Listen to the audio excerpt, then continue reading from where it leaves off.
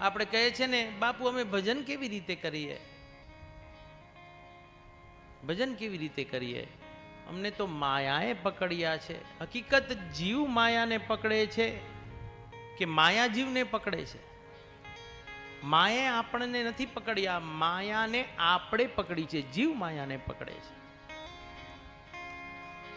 શ્રીધરજી મહારાજ સુંદર મજાનું દૃષ્ટાંત આપતા કહે છે,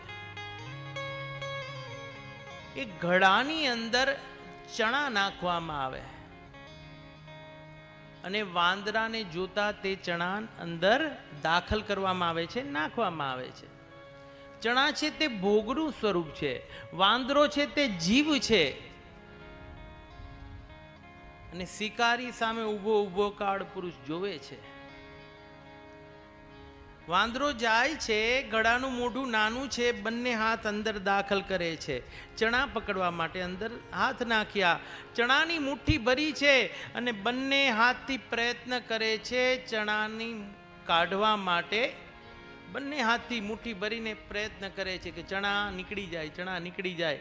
પરંતુ મુઠ્ઠી બંધ છે, ચણાથી ભરેલી છે, ગળાનું મોઢું નાનું છે. એટલે વાંદરાને એવું લાગે છે કે મને ગળાએ પકડી લીધો.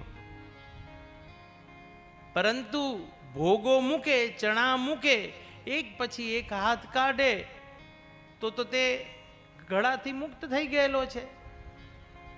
પરંતુ વાંદરો સમજે છે કે મને ગળાએ પકડી લીધો છે અને એનો લાભ શિકારી એટલે કાળ પુરુષ ઉઠાવી લે છે. તો જીવ પણ ભોગોને પકડે છે અને કહે છે કે મને માયાએ પકડી રાખ્યા છે. માયા જીવને નથી પકડતી. ભોગ છોડો એટલે માયાથી બહાર છો.